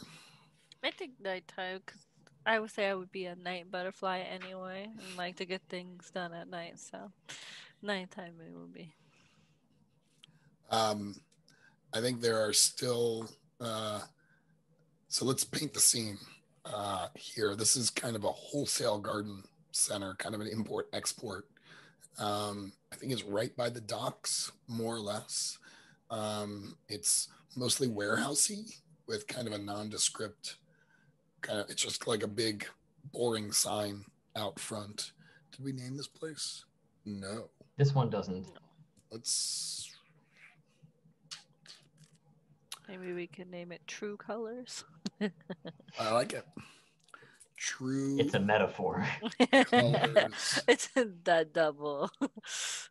Plant wholesaler. And there's a bunch of like garage doors that are all closed and a regular door that's kind of with a light above it that's kind of flashing, or not flashing, but kind of shorting out, and stuff. It's like it's not staying on steadily. Chase, what do you think is next door to this place? What kind of business is next door to the garden center? I would say, I think just like a music store maybe, with an attached, like the first floor is a music store, and then on top of it is just like business, like offices, Right. like administrative stuff. Yeah. I love the idea that there's sort of down kind of in this warehousey area that maybe also there's a music store, because it's a musical town. So it's all artsy. Yeah. That sounds great. And David, what maybe there's like a CD club nearby here where all the port workers, dock workers go when they hang out afterwards. What would you say is the name of this club, or what kind of music is coming out of there?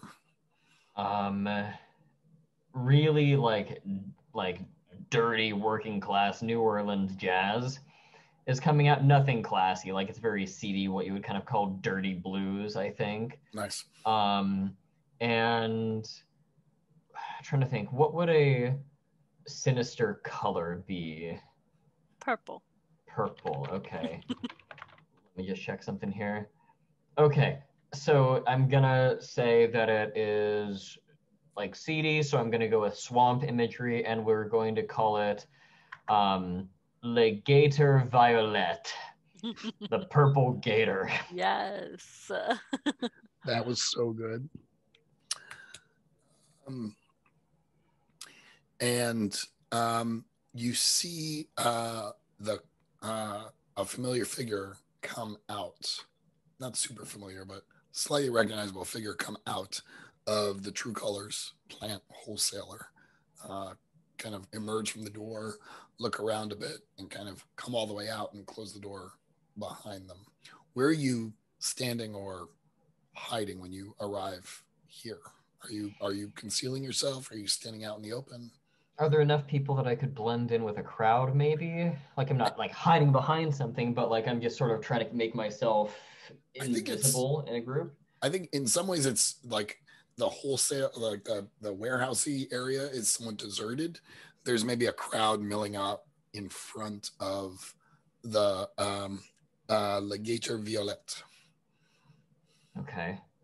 And so this like a straggler group or so. Yeah. Okay. And this individual coming out of you said the warehouse area? Yeah. I'm kind of picturing them sort of across the street from each other. Okay, got it. I imagine that I would be near the straggly group looking across the street to see who's coming out, but I'm not part of the group. I'm just kind of near them.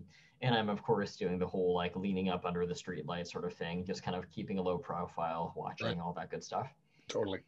I think I really like Chase's idea. I think you recognize the cook from the Club Bliss. Is the person who's come out of the warehouse, the wholesaler. I think I would probably immediately think maybe the cook was part of stealing what was out of the safe, and kind of project images of like the cook's expression when I saw him when I went to the scene, and then the empty safe.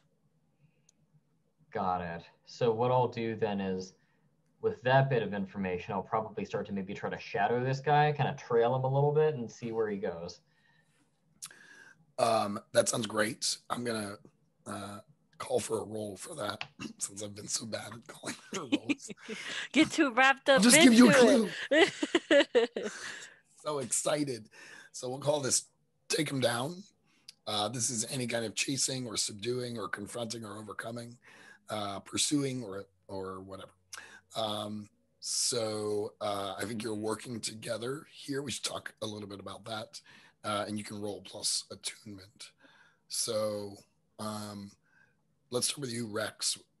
You're shadowing him. Are you kind of walking on the other side of the street? Are you trying to slip into doorways? How are you going about this? I think that I kind of envision a thing where, he's walking, he's walking in the foreground and I'm in the background across the street, kind of walking a little bit behind him. Okay. And then like this large sort of truck full of flowers or what have you kind of ships out, blocking me from the background. And then when the truck disappears, I'm gone and I'm kind of behind him now. Not like directly behind him, but I'm shadowing him from a little ways off, just a few, tens of yards or something like that. And Evelyn, what role do you play in all of this? What sort of images are you projecting? I would say if I could project if I could project to the cook a calmness maybe, or Oh, nice. like no need to be paranoid, like you been here, like there's nobody out trying to Nobody's get following you. you. You're just going back and doing whatever shady stuff you're doing, whatever. I love Mostly that. just to make sure that he doesn't look over his shoulder. That's great. I don't feel like you can mark a clue to get to roll with advantage. So you'll roll straight with your attunement of 0. Does that sound okay? Works for me. Then I roll a d6 too, right? 6 on mine. Whoa. David's rolling great. Lucky tonight. I rolled a 6 there it is. too. Goodness. Blew All it right. out We did of it, the guys. We park. got him. So you overcome the threat or catch the quarry, and you can increase your attunement level. So what does this look like, Rex, when you corner the cook?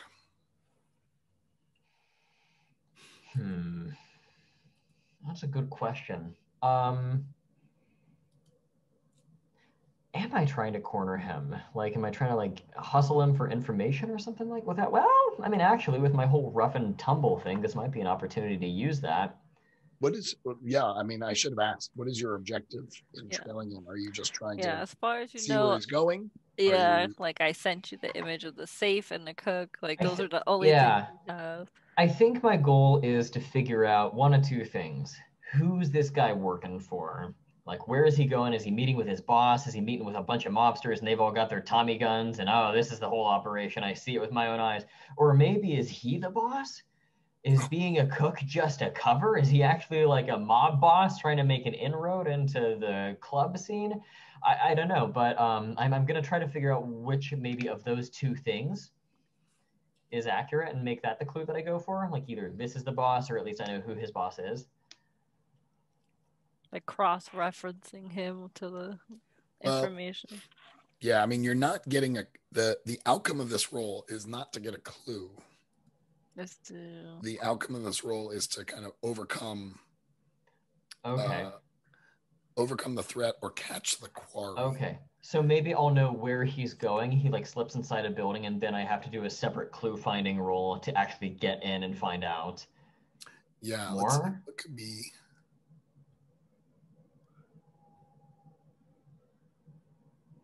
So we could have him just arrive at a location that you are now aware of.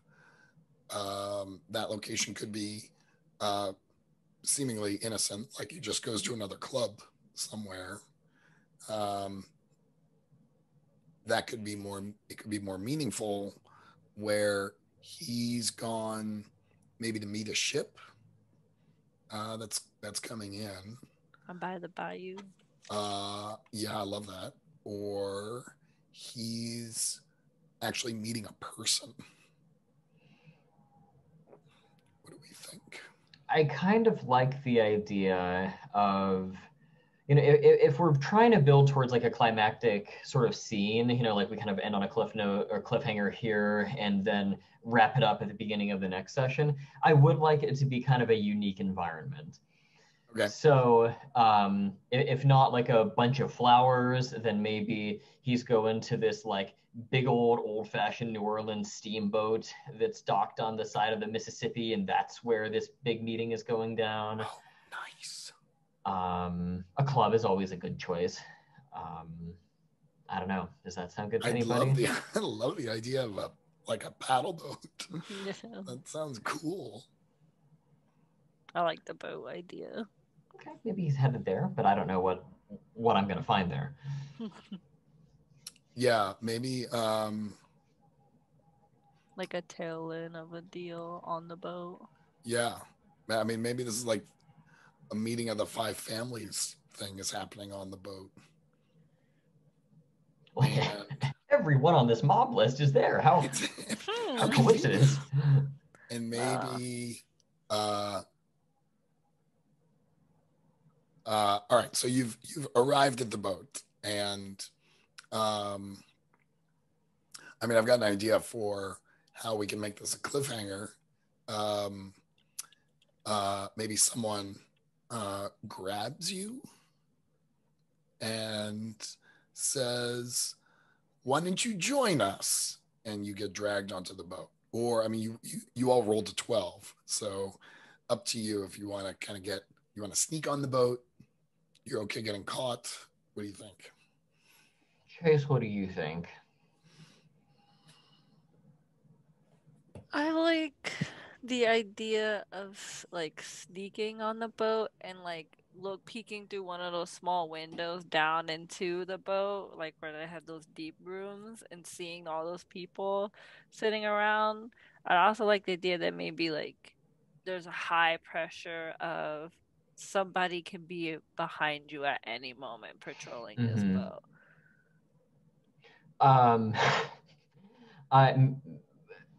That, and maybe like as I kind of like look down and see all these people, like at the moment that it clicks, like, oh, this is actually incredibly dangerous.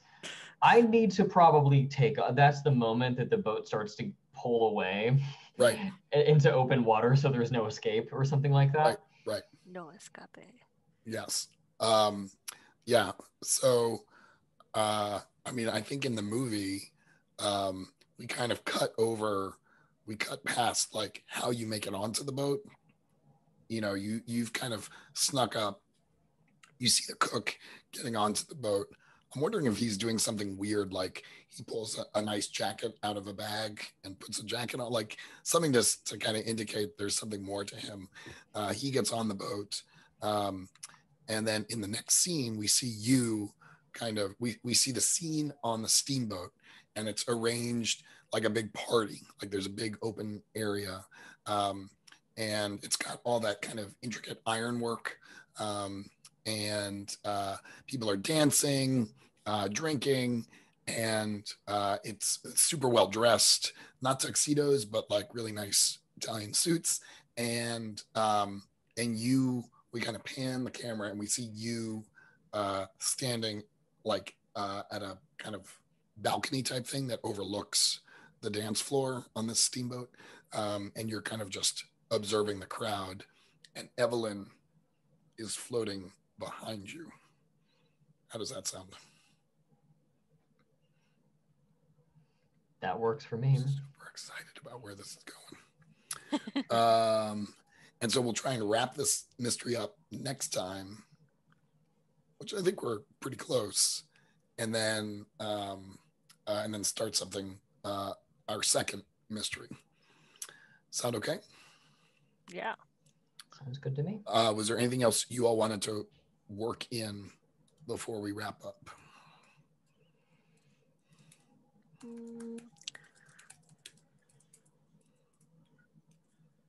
How many mobsters are we seeing here? Are we thinking it's on a list like 5? Like, I felt like maybe it's a party of like 30 people. Mm-hmm. So it's the mob and their like associates. Yeah. I feel like, and maybe mistresses, like people they're dancing with and hanging out with. They're celebrating. Like I want to recognize somebody here. Oh, that's so good. There it is. Oh, yeah, that's great. Like somebody. You're a socialite heiress. There's got to be someone. Yeah, dog. Yeah. I feel like I would recognize somebody that's like important to me. Like Is it a family member? Is it a I parent? was like leaning towards my mother, and maybe that's why she wanted me to have different friends, higher societies, because she wanted to be in the business. My gosh. Mom is on the boat. I repeat, mom is on the boat.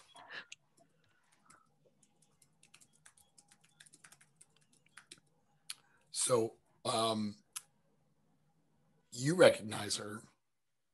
Instantly. What is your reaction? I think I would just like dramatically, if I could push Rex out the way, I would. But I would like lean over the balcony and just be like, why is my mother here?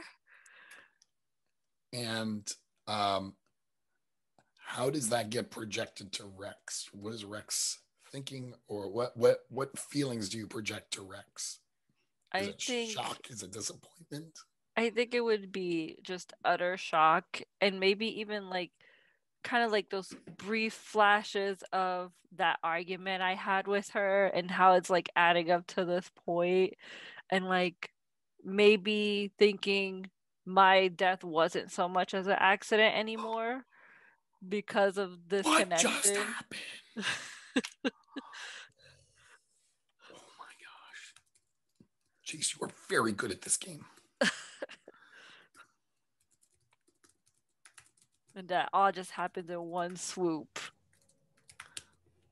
over Rex's mind and emotions. Rex, how are you absorbing this? Have I ever met your mother? Like, would I even recognize her being here? Or I think probably recognize her, but not maybe talk to her that much because she doesn't like you. Or you feel recognition, but you have no idea why you would recognize this person. Right. I don't know, but between the two,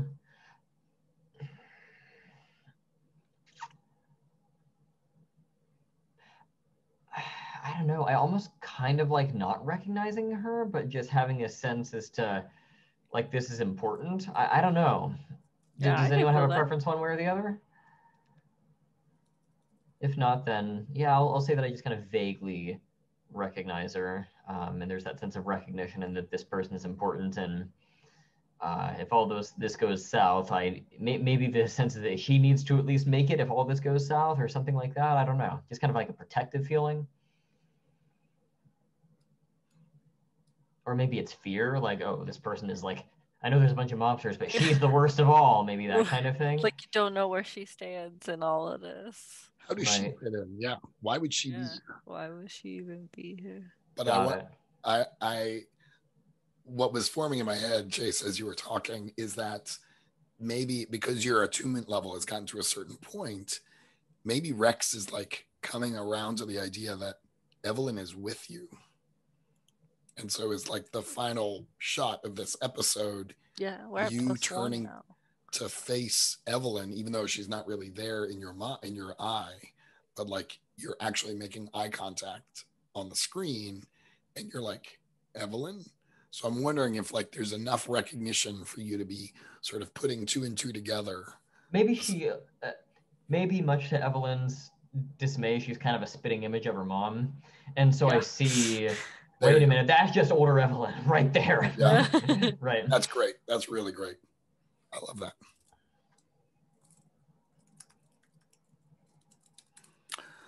Friends, that was so much fun.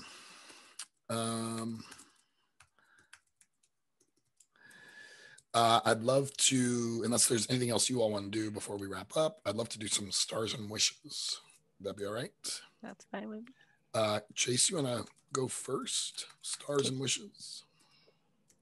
I stars. So like, I like bouncing how we bounce off ideas from each other. I think that's super awesome. We meld things together. I love tying back things. Like that's one of my favorite things, like tying up loose ends into already established points. So that kind of like it's hard to sometimes find people who collaborate like that with you. So I appreciate the synergy. You should play a game. Have you played Hearts of Wulin? No, I haven't, but I really want to. That is all about a but she's really her mother. It's that kind of stuff. So Yeah, you I would love watch a lot of dramas and stuff, so Yeah. I adore those kind of things. And I love action, so it all works out that in this story as well, because the kind of tense subterfuge and figuring out things is what I grew up with, and true crime and stuff. Nice. So Nice. it's right in my ballpark. No, I think the pace is going great too. I don't Good. really have any wishes that I can think of. Anything didn't feel right this session, or you think we should be paying more attention to? No, I feel like I had plenty of involvement. We had involvement with each other. I like that we were able to do more things together this time Yeah. around as we went up the tree. Like we're at plus the way that we're going up the tree. I keep calling it a train. The attunement track is like moving at a good pace. I feel like too, and it's not like us getting like information is not super easy because we had to pull in our histories. I pulled in my time running out. Like Right. we were using our resources um, as well. So I like that it's moving at that pace. Great. Good. Yeah, I'm always worried about getting that balance right, but I'm glad you're liking it. David, stars. So I mean, directed specifically towards Chase, two things. Number one, this Evelyn character is so much more deep and poetic and philosophical than a socialite heiress would let on. You'd expect this person to be shallow, and she has so much depth to her. It's so fascinating. I just love the characterization, especially in the conversation in the flashback about how all these flowers have different meanings that are connected to like our way of being in life. It's so cool. Number two, like the 10 million plot twists you just pulled out of nowhere at the very end of the session. Holy cow, this just got like twice as personal. Instead of it being like just, oh, there's mobsters, I don't have any personal connection to them. Now it's like hugely personal for everyone involved, and I just love the drama. Gotta raise the risk. Right. And I mean, this is to everyone, but just like you said, the really collaborative approach to mystery making here. I mean, I've played one session of Brindlewood Bay ever, and I kind of got how you're supposed to sort of collaboratively make the mystery work and not even the facilitator knows, but this, all the pieces are clicking. Like I get why this works now. It is so cool the way that everyone is kind of working together to collaboratively GM this story together. It's just nice. So yeah, stars for that. For wishes for me for the future, I want to just try using my rough and tumble move at least once. I kind of keep getting scared too because I know it bumps you back on the attunement track. And I'm trying to get the attunement up ASAP so that Evelyn can start like interacting with me more clearly and isn't so, not really background, but I'd like to have us more direct interaction. So I guess that's my second wish is more direct interaction between Evelyn and me. And also the final thing, I was ruminating about this game over the course of the last week, which is a good thing. And if it's set in New Orleans and has an undead focus, I feel like it would be a missed opportunity for there not to be a scene where we are getting hunted or chased through one of those above ground cemeteries. Oh, yes. Where like all the sarcophagi or whatever they are, but there's like all these coffins stacked up over your head and you're like in a literal maze of dead people. That feels appropriate for this game. Terrifying. So we don't have to have it necessarily be a chase scene, but that's just such a good image for me. I would like to do something with that in the next mystery or something along those lines. Maybe there's like a rendezvous in the cemetery. Something like that. Or maybe, oh my gosh, let's finish this mystery and then we can do the next one. But I wonder if what popped into my head is maybe it involves a priest somehow too. Like there's that kind of weird religious aspect. It's a super Catholic area. Yeah. Friends, I really enjoyed this. Thanks for bearing with me. I get really enthusiastic and forget to call for rolls. and just hand out clues. But I think it's working, and it's a lot of fun. I am also really enjoying the collaborative aspect. That's something that's important to me as a GM. I just love kind of bringing everyone in, so we're all building this story together. So I'm glad that's resonating. And thanks for coming on this journey with me. So I'm going to stop the recording, and if I can find the button.